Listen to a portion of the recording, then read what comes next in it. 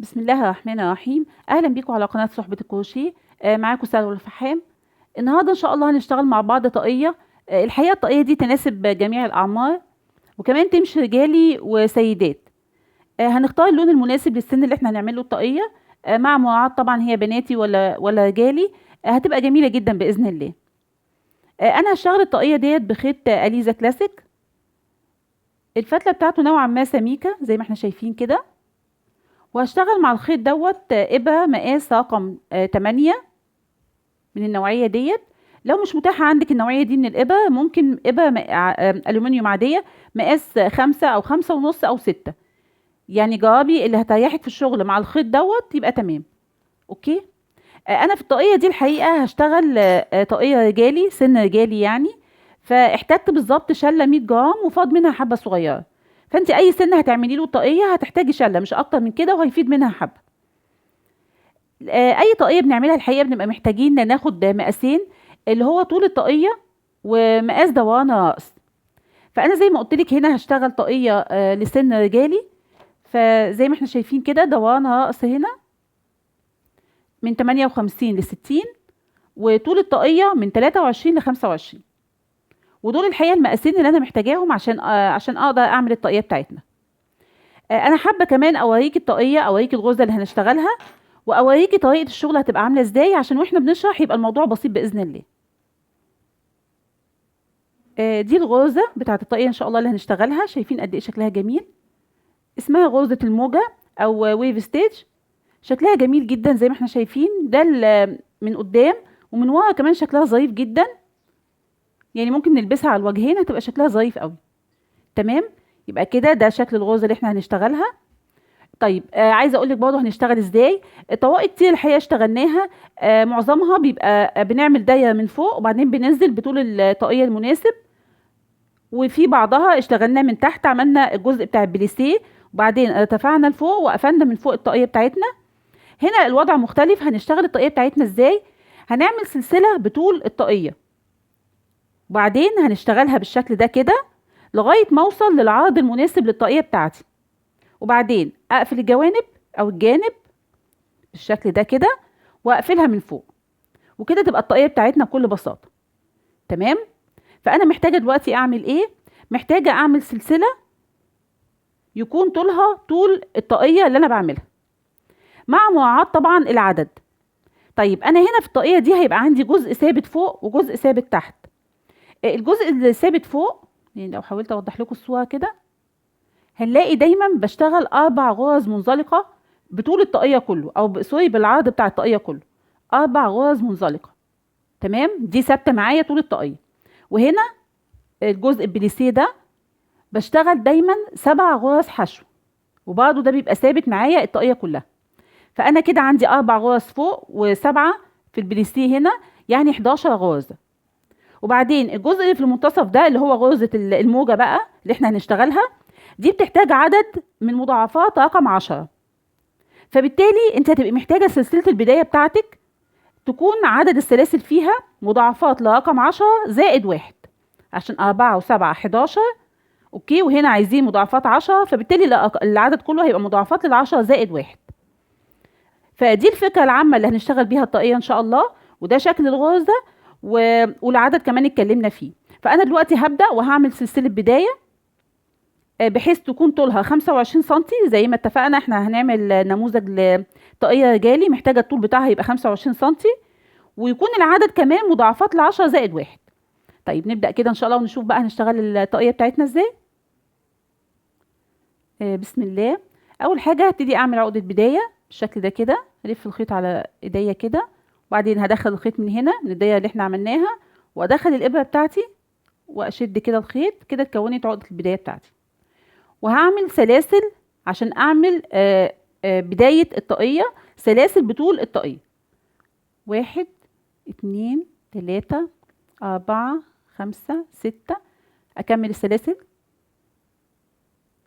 انا عملت هنا 41 سلسله، وبعدين لما قستهم كده بالمزوره لقيتهم بالظبط طولهم 25 سنتي. ده الطول اللي انا محتاجاه. فانت هتعملي سلسله وتراعي ان هي تكون مضاعفتها رقم 10 زائد 1، وتحطيها كده بشويش، يعني ما تمطيهاش ولا حاجه وانت بتقيسي، وبعدين تقيسي بالمزوره لغايه ما توصلي للطول اللي انت محتاجاه للطاقيه اللي انت بتشتغليها. فاحنا هنا وصلنا لطول 25 سم. تمام، نكمل. نبدا السطر الاول. هرتفع سلسله، وفي السلسله رقم 41 دي ابتدي اشتغل غرزه منزلقه. الغرزه المنزلقه بنشتغلها ازاي؟ بدخل كده بالابره بتاعتي جوه السلسله، واسحب الخيط من هنا، واسحبه كمان من اللفه اللي على الابره على طول كده، واعلم دي عشان دي اول غرزه عشان ما ننساهاش. تمام، يبقى احنا كده اشتغلنا غرزه منزلقه. هنشتغل 4 غرز منزلقه جنب بعض. 1 2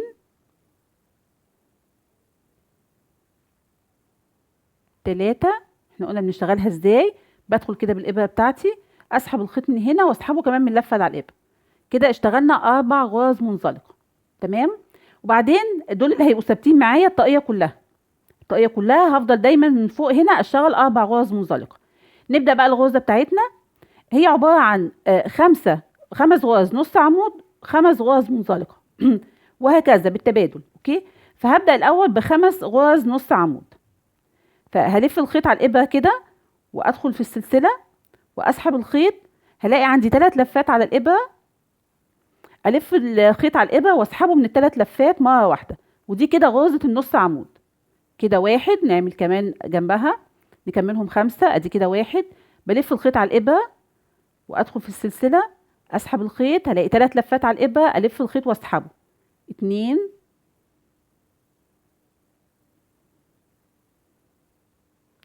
3 4 5. عملنا 5 غرز نص عمود، وبعدين بعدهم هعمل 5 غرز منزلقه. اتفقنا بتتعمل ازاي؟ بدخل كده في السلسله بالابره، اسحب الخيط من هنا واسحبه كمان من اللفه اللي على الابره على طول. 1 2 3 4 5. وبعدين 5 نص عمود، الف الخيط على الابره، اسحب الخيط، يبقوا 3 لفات، الف الخيط واسحبه من ال3 لفات. 1 2 3 4 5. وبعدها 5 منزلقة.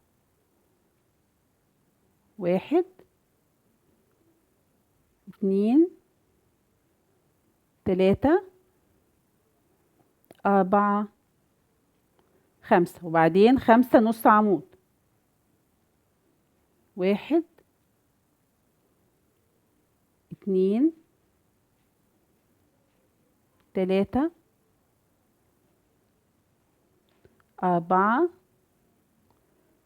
5. وبعدين 5 منزلقة. تمام،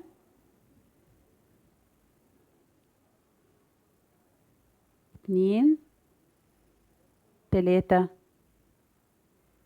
4 5. هلاقي هنا فاضل لي 7 غرز. ال7 غرز دول هشتغلهم غرز حشو، وبرضه هيبقوا ثابتين معايا الطاقية كلها. غرزة الحشو بنشتغلها ازاي؟ هدخل كده في السلسلة بالإبرة بتاعتي، أسحب الخيط، هلاقي لفتين على الإبرة، هلف الخيط وأسحبه من اللفتين اللي على الإبرة. كده أول غرزة حشو. 1. تاني بدخل كده بسحب الخيط، بلاقي لفتين على الإبرة، بلف الخيط وأطلعه من اللفتين اللي على الإبرة. 2. دي كده غرزة الحشو. 3 4 5 6. واخر غرزة معانا اهي 7. يبقى ده كده شكل السطر رقم 1. بدأناه ب4 غرز منزلقة، وبعدين عملنا تبادل بين 5 نص عمود 5 منزلقة، لغاية ما وصلت للآخر بقى معايا 7 غرز اشتغلناهم 7 غرز حشو. من أول بقى السطر التاني من أول السطر التاني شغلنا كله هيبقى في اللفة الخلفية. يعني زي ما احنا شايفين كده، ادي الغرز بتاعتنا اهي، ادي اللفة الأمامية وادي اللفة الخلفية. شغلنا كله هيبقى في اللفة الخلفية دي، الطاقية كلها. تمام. طيب هنشوف ازاي. نبدأ السطر رقم 2. ابدأ وارتفع سلسلة، الف الشغل بتاعي. السبع غرز دول ثابتين معايا زي ما اتفقنا، الطاقية كلها بشتغلهم غرز حشو، وزي ما اتفقت معاكم شغلي كله هيبقى في اللفة الخلفية. فهاجي كده ادي اللفة الخلفية اهي للغرزة الاولى، ادخل كده بالابرة واسحب الخيط واشتغل غرزة الحشو بتاعتي. واحد، اللي بعدها اهي اللفة الخلفية اهي، ادي الامامية وادي الخلفية، بدخل كده بالابرة بتاعتي في الخلفية واسحب الخيط. اتنين، تلاتة، اربعة، خمسة، ستة، سبعة. يبقى اشتغلنا 7 غرز حشو في اللفة الخلفية. وبعدين نبدأ الغرزة بتاعتنا. احنا هنا كنا شغالين ايه؟ اخر حاجة اشتغلناها، اخر حاجة هنا اشتغلناها 5 غرز منزلقة، فهشتغل فوقيها برضو 5 غرز منزلقة. اوكي، في اللفة بقى الخلفية، ادي الامامية وادي الخلفية. واضحة يا جماعة؟ فهدخل كده بالابرة بتاعتي اهو، واسحب الخيط من هنا ومن هنا كمان، واعد. واحد، اتنين، تلاتة اهيت،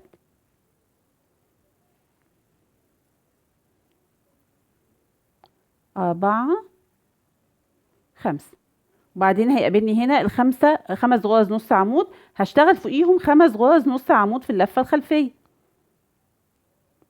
اهو. تمام.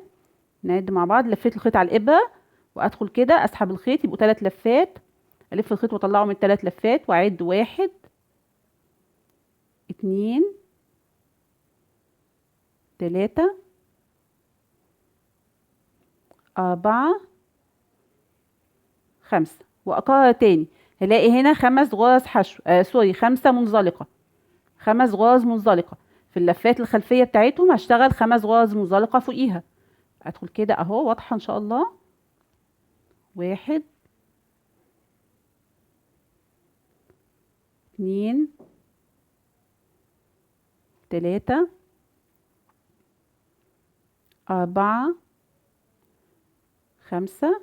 وبعدين 5 منزلقة في اللفة الخلفية. واحد، اتنين، تلاتة، أربعة، خمسة. وبعدين هنا 5 منزلقة، أشتغل فيهم 5 منزلقة. ادي اللفة الأمامية وادي اللفة الخلفية اهي. تمام. عملنا واحد، اتنين، تلاتة، أربعة، خمسة. وبعدين 5 غرز نص عمود في اللفة الخلفية. واحد، اتنين، تلاتة، أربعة، خمسة. وبعدين هنلاقي هنا الأربع غرز منزلقة ثابتين معايا في الطاقية كلها إن شاء الله أهم، هنشتغل فوقيهم 4 غرز منزلقة برضه. تمام. في اللفة الخلفية زي ما اتفقنا، الطاقية كلها شغلنا في اللفة الخلفية. واحد، اتنين، تلاتة، واخر غرزة اهي عشان ما انساهاش، عشان كده بعلمها. ادي اللفة الخلفية اهي. 4. اشيل بقى العلامة بتاعتنا. احنا كده خلصنا السطر رقم 2. تمام، بقى شكله كده. تمام. طيب السطر رقم 3 هعمل ايه؟ هرتفع سلسلة، هلف الشغل بتاعي وهشتغل فوق الاربع غرز منزلقة، هشتغل 4 غرز منزلقة زي ما اتفقنا. اوكي. فهدخل كده في اللفة الخلفية واعمل واحد، اتنين، تلاتة، أربعة. اوكي. لو حابة تعلمي اول غرزة اهي. طيب احنا السطر التاني كنا نهيناه هنا، الغرزة بتاع يعني المجموعة بتاعت الغرز دي نهيناها ب5 نص عمود.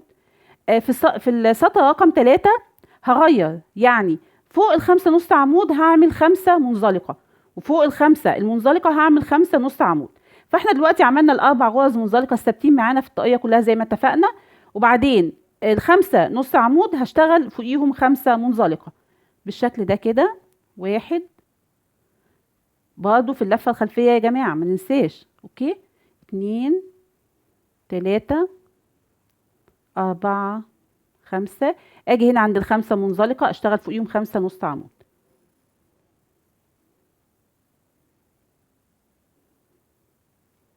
واحد، 2 3 4 5، فوق الخمسة نص عمود 5 منزلقة. 1 2 3 4 5، واكمل فوق الخمسة منزلقة 5 نص عمود، فوق الخمسة نص عمود 5 منزلقة، فوق الخمسة منزلقة 5 نص عمود، ونرجع نشتغل مع بعض السبع غرز حشو الاخرانيين اللي بيبقوا في الطاقية. ماشي. نكمل السطر الثالث سوا. في هنا السبع غرز بقى حشو هنشتغلهم برضو 7 غرز حشو، دول ثابتين معايا زي ما اتفقت معاكم. في اللفة الخلفية نعمل غرز حشو. 1 2 3 4 5 6، واخر غرزة اهيت. تمام. في اللفة الخلفية اشتغلها كده، يبقى 7 غرز حشو. كده خلص معايا السطر رقم 3. تمام. طيب السطر رقم 4 هرتفع سلسلة، هلف الشغل بتاعي، هشتغل 7 غرز حشو في اللفة الخلفية. 1 2 3 4 5 6 7. ماشي. السطر الثالث احنا كنا نهيناه هنا، نهينا الغرزة بتاعته يعني، او الجزء بتاع الغرز نهيناه ب5 غرز نص عمود. يعني انا قدامي دلوقتي 5 غرز نص عمود. ففي السطر الرابع هشتغل فوق الخمسة نص عمود 5 نص عمود، وفوق الخمسة منزلقة 5 منزلقة. تمام. يعني احنا بنغير كل سطرين، كل سطرين بغير. فدلوقتي ده السطر رقم 4 هشتغل فوق النص عمود نص عمود برضه. يبقى الف الخيط كده على الابره واشتغل 5 نص عمود. 1 2 3 4 5، فوق الخمسة منزلقة 5 منزلقة في اللفة الخلفية. 1 2 3 4 5 بالشكل ده. واكرر تاني، فوق الخمسة نص عمود 5 نص عمود، فوق الخمسة منزلقة 5 منزلقة، وهكذا لغاية ما اكمل واشتغل 4 منزلقة في نهاية الطاقية من هنا. تمام. نكمل السطر الرابع سوا. وصلت هنا للاربع غرز منزلقة اللي بنشتغلهم دايما وثابتين معايا، نشتغلهم سوا. 1 2 3، وادي الغرزة الاخيرة اهي. اشيل بس العلامة بتاعتنا عشان تبقى واضحة.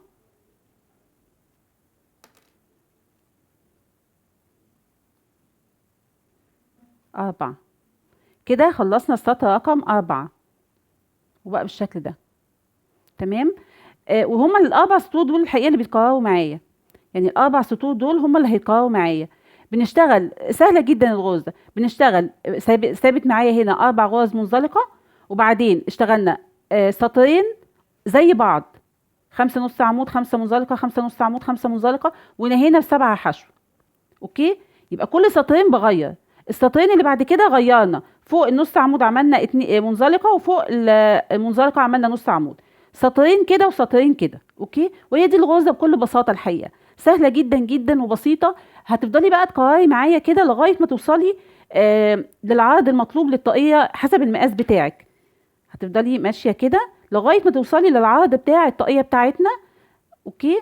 ونرجع ان شاء الله نشوف هنقفلها ازاي. انا اشتغلت زي ما واضح كده لغايه ما وصلت للعرض المطلوب. هتاكد تاني، ادي الطول اهو معانا. الطول حوالي 24.5 او 25 زي ما احنا شايفين كده اهو. 25 يبقى كده طول مناسب جدا. تمام. طيب والعرض انا فضلت اشتغل لغايه ما بقى العرض عندي هنا حوالي يعني 48 او 49، يعني حوالي 49 سنتي او 49 ونص اهو. تمام. وده بالنسبه لي عرض مناسب جدا للطاقيه، يعني انا مش محتاجه يبقى 58 لان انا قستها لقيتها كده تمام. عشان جزء البليسيه ده الحقيقه بيمط جدا جدا، فلازم تعملي حساب الموضوع ده. تمام، يعني تقللي اكتر من 4 سنتي كمان. لو بنشتغل غرزه عاديه مش بادئه ببليسيه اوكي كان المقاس هنقلل بس 2 سنتي 3 سنتي، لكن البليسيه الحقيقه بيدي مساحه او بيدي مطه كبيره جدا، فانا قللت الكميه دي من السنتيمتر يعني. فكده بالنسبه لي كويسه جدا. اوكي 48 50 كويسه جدا بالنسبه لي. عايزه اقول لك بس ملاحظه مهمه جدا وانت بتعملي بقى الطاقيه. انت خلاص عملتي العرض بتاعها وهنحب ان احنا نقفلها دلوقتي، نقفل الجانب ده. دايما خليكي حريصه على ان احنا بدانا من هنا اوكي. فبدانا من هنا كان هنا غرز منزلقه، يعني كان هنا في غرز منزلقه. الناحيه التانية لازم يقابلها من الناحيه التانية النص عمود. وليه؟ عشان خاطر تقفل على بعض بالشكل ده، عشان خاطر تبقى هنا كده قافله على بعض، يعني هنا اهي غرز منزلقه، هنا قفلنا بنص عمود. تمام. عشان تقفل كده تبقى بعد ما نقفلها نلاقي شكلها من قدام جميل جدا. واضح اهو زي ما احنا شايفين كده. فخليكي يعني خلي النقطه دي في بالك بس وانت شغاله ان شاء الله. نقفل بقى الجانب عشان نشوف هنكمل طاقيتنا ازاي. هنخلي الطاقيه الوش لجوه بالشكل ده، وهيبقى الشغل على الظهر، هنقفلها على الظهر بتاعها. تمام. هاجي هنا ادي بدايه نهايه الشغل بتاعي كان هنا، فهاجي في الجانب ده وادخل الابره بتاعتي في اول غرزه بالشكل ده. تمام. وبعدين ادخل الابره بتاعتي في الخيط اللي احنا كنا شغالين بيه كده واسحبه، هسحبه من هنا كده، وبعدين اعمل سلسله. هقفل الطاقيه بغرز منزلقه. تمام. فهدخل كده في الغرزه اللي بعدها بالابره بتاعتي، وادخل هنا في الغرزه المقابله ليها اهي، الغرزه المقابله ليها اهي اوكي في اللفه الخلفيه بالشكل ده كده، واسحب الخيط واعمل غرزه منزلقه بالشكل من هنا، اسحبها من هنا ومن هنا كمان. تاني الغرزه اللي بعدها هدخل كده بالابره بتاعتي وادخل في اللفه الخلفيه بتاعه الغرزه المقابله ليها، واسحب الخيط من هنا ومن هنا كمان. تاني ادي الغرزه اللي بعدها، وادي اللفه الخلفيه بتاعه الغرزه المقابله ليها، اسحب الخيط من هنا ومن هنا. تاني ادي الغرزه اللي بعدها اهي، وادي الغرزه المقابله ليها. نتاكد بس عشان ما نبقاش بنلخبط اهي، اللفه الخلفيه واسحب من هنا ومن هنا كمان، واكمل بقى. اكمل كل غرزه ادخل كده في اللفه الخلفيه المقابله ليها للغرزه المقابله ليها، بس نخلي بالنا عشان ما نخشش في غرزتين مره واحده، يعني مرتين بالشكل ده كده. تاني اهو هنا وهنا، الغرزه اللي بعدها بالشكل ده، كل غرزه والمقابله ليها بدخل كده وادخل في اللفه الخلفيه للغرزه المقابله ليها، واسحب الخيط من هنا ومن هنا. بحاول اشتغل بس قدامكم عشان الموضوع يبقى واضح اهو بالشكل ده. تمام. انا هقفلها كلها بالشكل ده.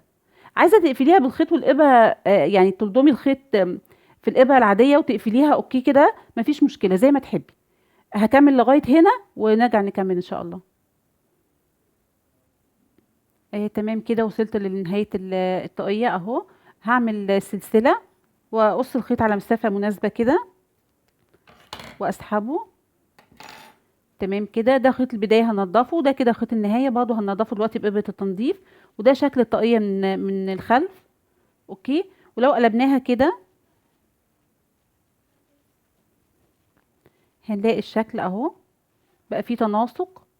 لما قفلنا وعملنا زي ما قلت لك تخلي بالك تبقى من هنا لو الغرز المنزلقه من هنا بتقابلها من الناحيه التانية غرز نص عمود عشان يبقى الشكل كده مش باين خالص البدايات والنهايات اوكي. طيب يبقى احنا كده خلصنا الجزء الاول ان احنا قفلنا الجنب، فاضل نقفلها من فوق كمان وننضف الخيوط دي. طيب من فوق هقفلها ازاي؟ انا هلضم خيط، هجيب جزء من الخيط كده اللي شغالين بيه واقضمه في ابرة التنظيف، ونرجع نشوف هنقفلها ازاي ان شاء الله. انا لضمت كده جزء من الخيط في ابرة التنظيف. هاجي هنا مكان اللي ما قفلنا، هحاول بس ادخل الخيط كده عشان اثبته من هنا كده كده لغاية ما اوصل لفوق بالشكل ده.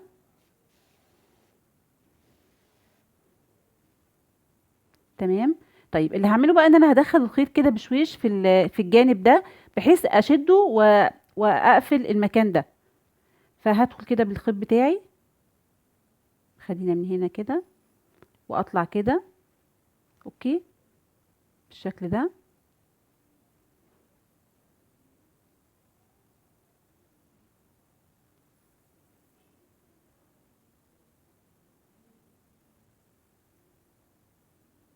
بالشكل ده كده.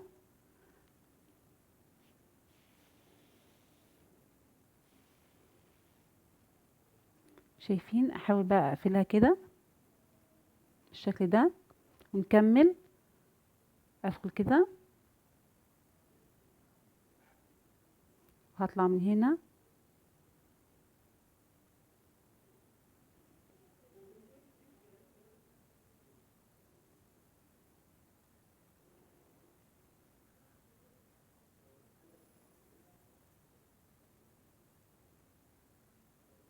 بالشكل ده. تمام. هحاول اوضح لكم بس الصورة. تمام. واشد الخيط بتاعي.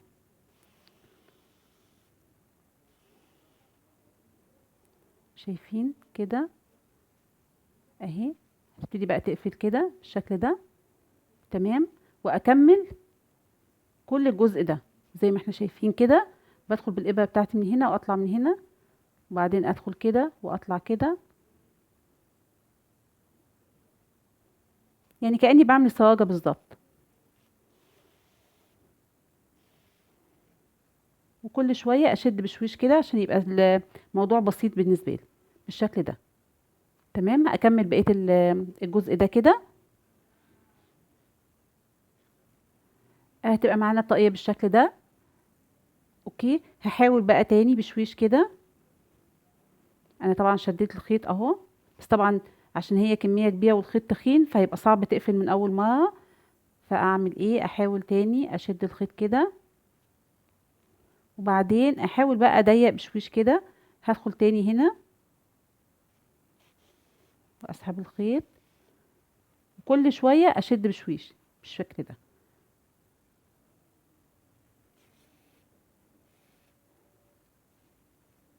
شايفين؟ تقفل كده واحدة واحدة اهي.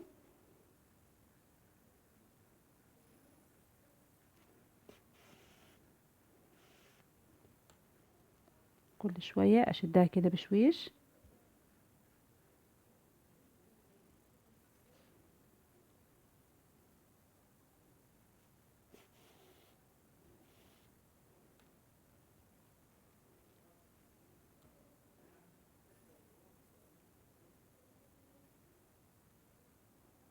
بالشكل ده.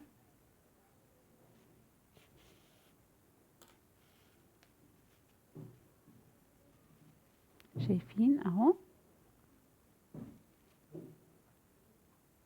كده بتبتدي تقفل خالص اهو. هشتغل كمان واتبت عليها شوية كتير عشان خاطر تبقى قوية ما تفكش ان شاء الله، ونرجع نشوف شكلها هيبقى عامل ازاي.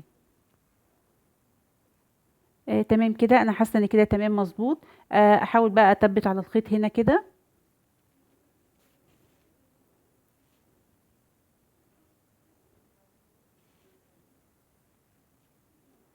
تاني ممكن كده عشان بس ما يفكش، لان طبعا هنا احنا يعني اشتغلنا حاجات كتيره بالخيط ده ومكان ضيق، فايه عشان الخيط ما يفكش مننا تاني.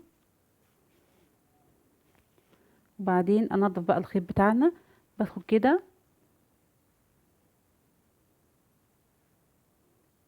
تحت الغاز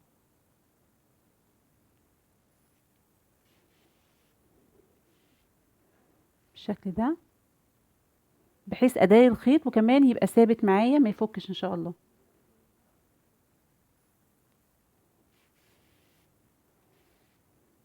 كده. تمام. ممكن ارجع تاني بيه بحيث برضو يبقى ثابت اكتر. ارجع بيه تاني كده واثبته كويس جدا، وبرضو انضف الخيوط اللي هنا دي، خيط البداية والنهاية بنفس الطريقة. هضمهم في خيط في ابرة التنظيف. هنشوف مع بعض. طيب بالشكل ده هنلضم الخيط كده، وتحت الغرز اللي احنا اشتغلناها كده بنحاول ندخل بالإبرة زي ما اتفقنا عشان خاطر نثبت الخيط وفي نفس الوقت نخفيه ويبقى متين. بنخش كده تحت الغرز مكان ما قفلنا اهو.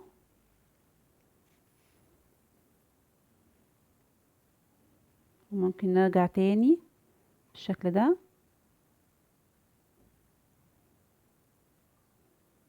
كده. تمام ان شاء الله مش هيفك وهيبقى ظريف جدا. وبعدين بنقطع بقى الزيادة.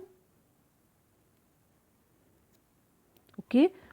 ونعمل كمان كده في خيط النهاية، ونرجع نشوف الطاقية بتاعتنا يبقى شكلها ايه ان شاء الله.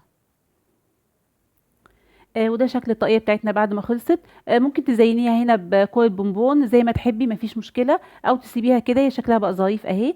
واتمنى ان شاء الله انها تكون عجبتكم. واستنوني ان شاء الله باذن الله الفيديو الجاي. هعمل لكم زي ما متعودين، بنعمل الطاقية وبنعمل الكوفية بنفس الغرزة عشان خاطر اللي حابب يعملوا طقم يبقى كامل معاكم ان شاء الله. فالفيديو الجاي باذن الله هنشتغل كوفية بنفس الغرزة دي اللي هي غرزة الموجة. اتمنى من ربنا ان شاء الله يكون الفيديو النهارده عجبكم، ويكون شرحي ليها موفق. شكرا، ونتقابل دايما على خير في فيديوهات جايه كتير. والسلام عليكم ورحمه الله وبركاته.